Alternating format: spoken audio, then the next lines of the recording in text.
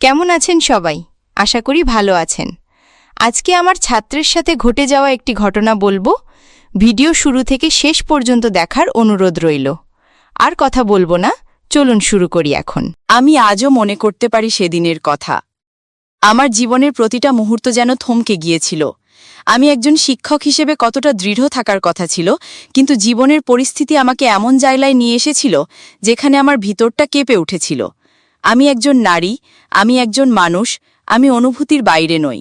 ছাত্রদের সামনে সবসময় কঠোর থাকার ভান করি, কিন্তু ভেতরে ভেতরে আমি দুর্বল হয়ে যাই যখন একাকিত্ব আমাকে গ্রাস করে। সেদিন আমি সত্যিই বিপদে পড়েছিলাম। রাত হয়ে গিয়েছিল, বাড়ি ফেরার কোনো উপায় ছিল না। চারদিকে অন্ধকার, রাস্তা ফাঁকা। আমি ভেবেছিলাম হয়তো এই শহরে আমি অনেক দিন ধরে আছি, তাই ভয় পাবার কিছু নেই। কিন্তু হঠাৎ কিছু অচেনা মানুষের পায়ের শব্দ শুনে বুক ধকধক করতে শুরু করল। আমি বুঝে গেলাম আমি নিরাপদ নই। তখনই হঠাৎ আমার একজন ছাত্র আমাকে দেখে ফেলল। সে এগিয়ে এলো, তার চোখে আমি ভরসা খুঁজে পেলাম। আমি বললাম, আমাকে এখান থেকে নিরাপদ জায়গায় নিয়ে চলো। সে নির্দ্বিধায় রাজি হলো। আমি অবাক হয়ে গেলাম যে এই বয়সে এতটা সাহস দেখাতে পারে। সে আমাকে তার ভাড়া বাসায় নিয়ে গেল। অল্প আলোয় সাজানো ঘর, ছোট্ট খাট, একটা টেবিল, কয়েকটা বই ছড়িয়ে ছিটিয়ে। আমার দম যেন হালকা হলো, মনে হলো এ জায়গায় অন্তত আমি নিরাপদ। কিন্তু মনে ভেতরেই লজ্জার এক অদ্ভুত অনুভূতি কাজ করছিল, কারণ আমি একজন শিক্ষক আর সে আমার ছাত্র। তবু পরিস্থিতি আমাকে বাধ্য করল তার কাছে আশ্রয় নিতে। আমি বসে রইলাম খাটের কোণে, মাথায় একরাশ ভাবনা। কিভাবে এতদূর আসতে হলো, কেন আমি একা, কেন আমার জীবনে এমন হলো। ছাত্রটা পানি এনে দিল, বলল, ম্যাডাম চিন্তা করবেন না, আমি আছি। তার কণ্ঠে আমি অদ্ভুত শান্তি খুঁজে পেলাম, যেন সে আমাকে আশ্বাস দিচ্ছে আমি ভেঙে পড়ব না। আমি পানিটা খেলাম। চারদিকে নীরবতা, শুধু আমাদের দুজনের শ্বাসের শব্দ। সে বই গুছিয়ে রাখছিল। আমি তাকিয়ে তাকিয়ে ভাবছিলাম, এতদিন যাকে ক্লাসে শুধু একজন কিশোর মনে হতো, আজ সে আমার ভরসার জায়গা হয়ে দাঁড়িয়েছে। রাত গভীর হচ্ছিল, বিদ্যুৎ চলে গেল, অন্ধকারে ঘর ডুবে গেল। আমি হকচকিয়ে গেলাম। সে হাত বাড়িয়ে বলল, ভয় পাবেন না, আমি আছি। তার হাত ধরতে আমার লজ্জা লাগছিল, কিন্তু আমি জানি না কেন আমি তার আঙুলে আঙুল জড়িয়ে ফেললাম। হয়তো ভয় আমাকে সাহস হারাতে দিয়েছিল। আমি টের পেলাম তার হাত উষ্ণ, শক্ত। সেই মুহূর্তে আমার ভিতর এক অদ্ভুত কম্পন হলো। আমি চোখ সরিয়ে নিলাম, কিন্তু মন সরাতে পারলাম না। বাইরে ঝড় শুরু হলো, জানালা কাঁপতে লাগলো। আমি বললাম, আমি খুব ভয় পাচ্ছি। সে শান্ত গলায় বলল, ঘুমিয়ে পড়ুন, আমি পাশে আছি। আমি বললাম, খাটটা তো ছোট। সে মুচকি হেসে বলল, তাতে কি হয়েছে, আপনি যদি চান আমি মেঝেতে শুয়ে থাকব। আমি থমকে গেলাম। আমি জানি না কেন মনে হলো এই অন্ধকারে আমি একা থাকতে চাই না। আমি বললাম, থাক, দরকার নেই, তুমি খাটেই থাকো। সে চুপ করে গেল। আমি বুঝলাম সে আমার কথায় অবাক হয়েছে, কিন্তু আমিও অবাক, কারণ আমি নিজেও জানি না কেন এমন বললাম। হয়তো ভিতরে ভিতরে আমি চাইছিলাম কেউ থাকুক আমার খুব কাছে। সেই রাতে আমি ঘুমোতে পারছিলাম না। ঝড়, অন্ধকার, নিস্তব্ধতা আর এক অদ্ভুত টান আমাকে অস্থির করে তুলছিল। তার শ্বাস প্রশ্বাসের শব্দ আমার কানে বাজছিল। আমি চোখ বন্ধ করে ভাবছিলাম, আমি কি ভুল করছি? আমি কি এমন কিছুতে জড়িয়ে যাচ্ছি যা সমাজ মেনে নেবে না? আমি কি আসলেই একা হয়ে পড়েছি, যে আজ ছাত্রের পাশে থেকে শান্তি খুঁজতে চাইছি? আমার শরীর শক্ত হয়েছিল, কিন্তু মন ক্লান্ত হয়ে গিয়েছিল। একসময় আমি আস্তে করে বললাম, তুমি কি জেগে আছো? সে মৃদু গলায় বলল, হ্যাঁ ম্যাডাম। আমি কিছুটা সাহস নিয়ে বললাম, আমি ভয় পাচ্ছি। সে উত্তর দিল, ভয় নেই, আমি তো আছি। সেই তিনটে শব্দ আমার বুকের ভিতর এক অদ্ভুত আলো জ্বালিয়ে দিল। আমি ভাবলাম, সত্যিই তো, আমি একা নই, কেউ আছে যে আমার জন্য এত দূর যেতে রাজি। আমি ধীরে ধীরে শান্ত হতে লাগলাম, কিন্তু তবুও ভেতরে ভেতরে একটা দ্বিধা থেকে গেল। আমি জানি না সেই দ্বিধাটা কিসের। আমি শুধু জানতাম রাতটা দীর্ঘ, আর আমি এই দীর্ঘ রাত তার সঙ্গে কাটাতে বাধ্য। রাত বাড়ছিল। বাইরে ঝড়ের শব্দ যেন আমার বুকের ভেতরের ভয়কে আরো বড় করে তুলছিল। আমি খাটের একপাশে শুয়েছিলাম, আর একপাশে সে নীরবে শুয়ে আছে। আমি অনুভব করছিলাম আমাদের মাঝে খুব সামান্য দূরত্ব, অথচ সেই দূরত্বের মধ্যেই অদ্ভুত টান তৈরি হচ্ছিল। আমি চোখ বন্ধ করলেও তার উপস্থিতি আমার চারপাশে ছড়িয়েছিল। মনে হচ্ছিল তার শ্বাসের উষ্ণতা আমার গাল ছুঁয়ে যাচ্ছে। আমি মনে মনে নিজেকে বোঝাতে চাইছিলাম, আমি শুধু একজন শিক্ষক আর সে আমার ছাত্র। আমাদের মধ্যে কোনো সম্পর্ক কল্পনা করা অসম্ভব। কিন্তু শরীর ও মনের কথা সবসময় যুক্তি মানে না। আমি নিজেকে আটকাতে চাইছিলাম, তবু মনে হচ্ছিল আমি ভেসে যাচ্ছি। ভেতরে ভেতরে আমার নিঃসঙ্গতা আমাকে কাঁদাচ্ছিল। আমি ফিসফিস করে বললাম, তুমি ঘুমিয়েছ? সে মৃদু গলায় বলল, না, আমি এখনো জেগে আছি। আমি চমকে উঠলাম, কারণ আমি ভেবেছিলাম সে হয়তো ঘুমিয়ে গেছে।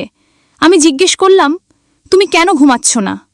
সে একটু থেমে বলল, আপনার জন্য। যদি আপনি ভয় পান তবে আমি পাশে আছি। তার এই কথায় আমার বুক কেঁপে উঠল। আমি মুখ ঘুরিয়ে কার দিকে তাকালাম। অন্ধকারে তার চোখ স্পষ্ট দেখা যাচ্ছিল না, কিন্তু আমি টের পেলাম সে গভীর মনোযোগে আমার দিকে তাকিয়ে আছে। সেই মুহূর্তে আমার শরীর গরম হয়ে উঠল। আমি জানি না এটা ভয়ের জন্য নাকি অন্য কিছুর জন্য। আমি কেঁপে উঠে বললাম, তুমি কি ভাবছ? সে আস্তে করে উত্তর দিল, কিছু না, শুধু চাইছিলাম আপনি শান্ত থাকুন।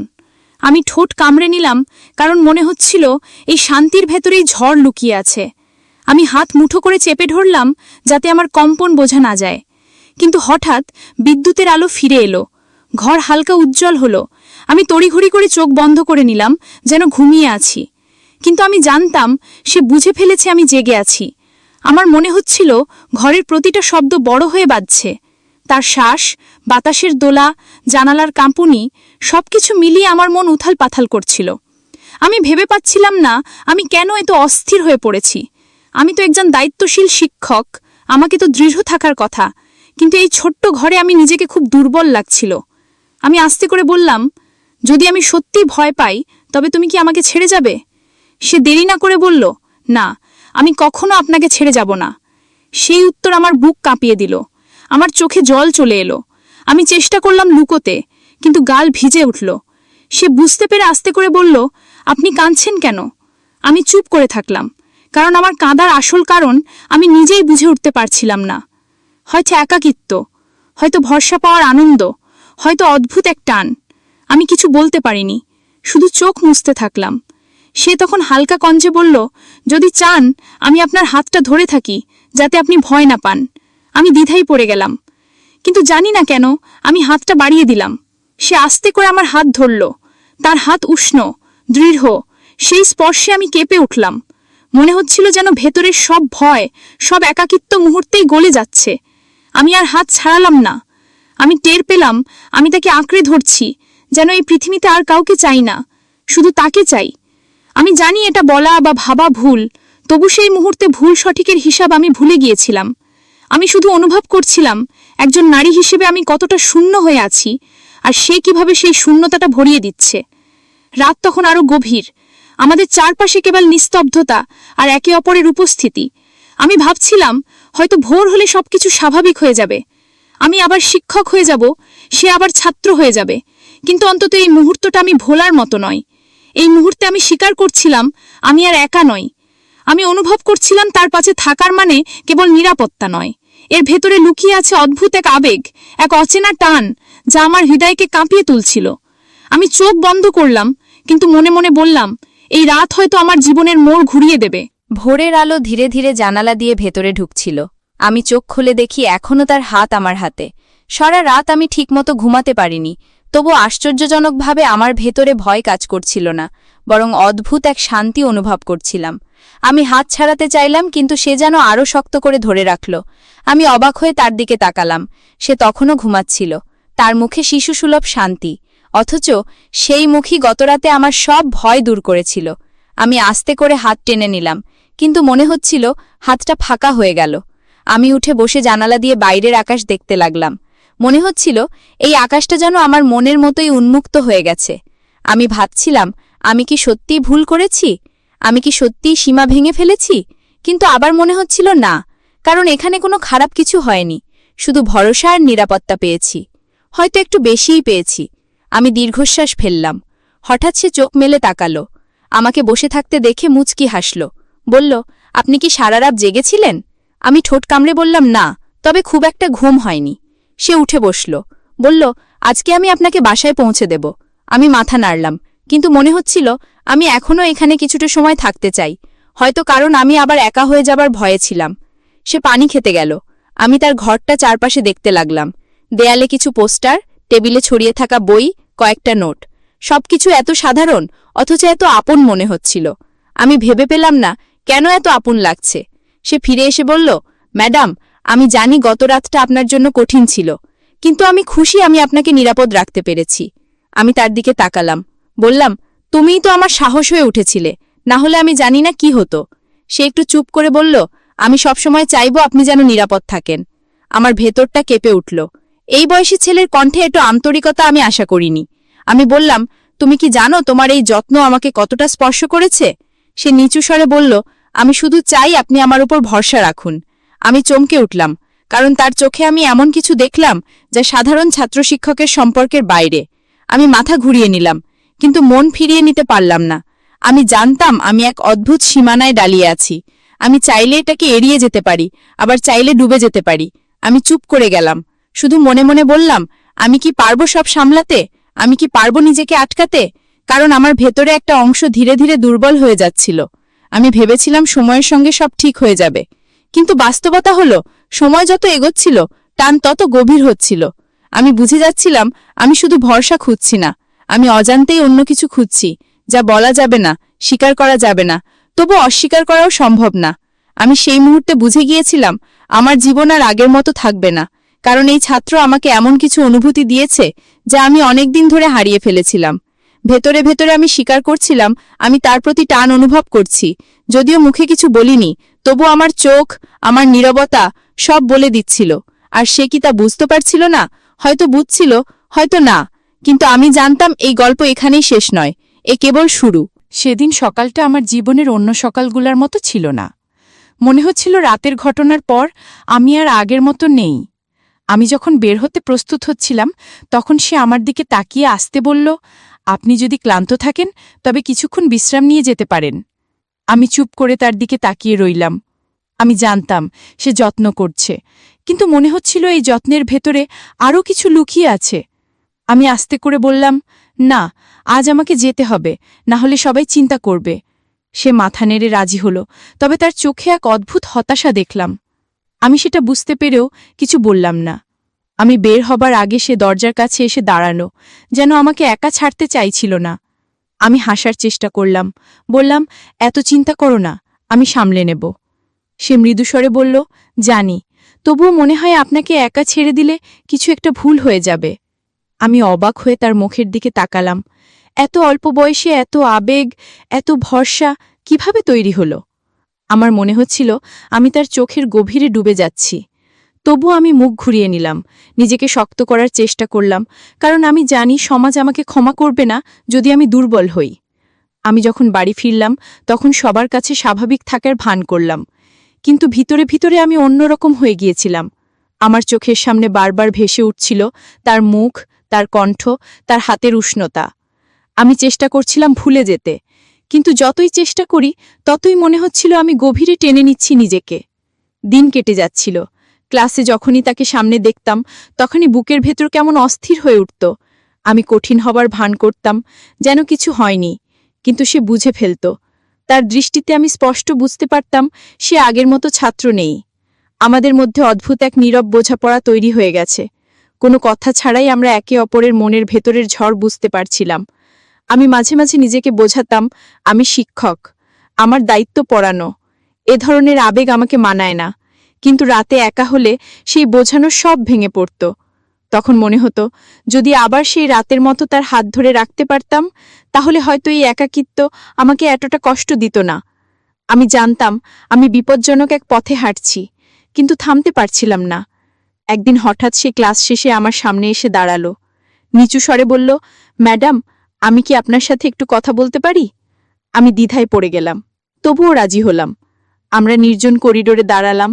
সে ধীরে ধীরে বলল, আমি জানি আমার এমন বলা উচিত নয়, তবুও বলতে চাই, আমি আপনাকে নিয়ে চিন্তা করি, আপনার জন্য দুশ্চিন্তা হয়। আমি অবাক হয়ে গেলাম। এমন সরল স্বীকারোক্তি আমার ভেতরের সব শক্ত দেয়াল ভেঙে দিল। আমি কিছু বলতে পারিনি, শুধু চোখ নামিয়ে নিলাম।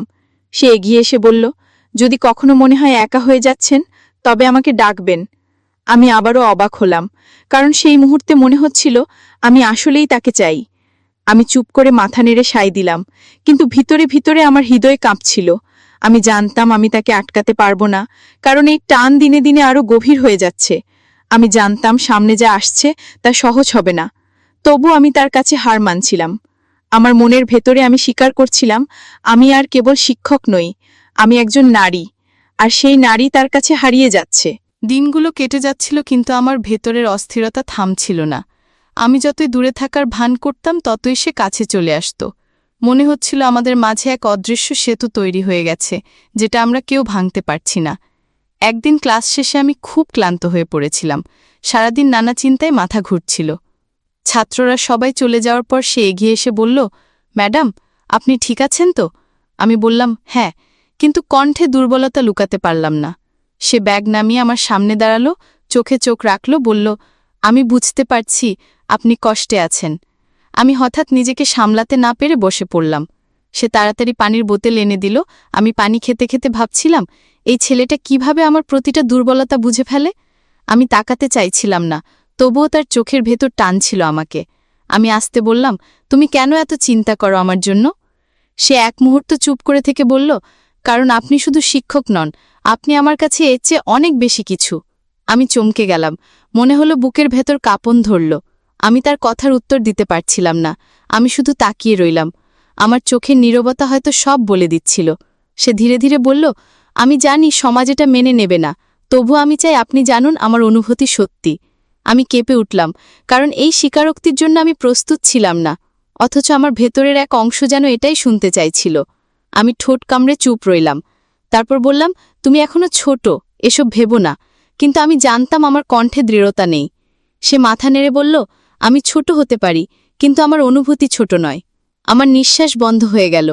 আমার মনে হচ্ছিল আমি এক ভয়ঙ্কর সীমানার কাছে দাঁড়িয়ে আছি। আমি যদি এক পা এগোই তবে আর ফেরা সম্ভব হবে না, কিন্তু পা থামাতেও পারছিলাম না। আমি বাড়ি ফিরে সারা রাত ঘুমাতে পারলাম না।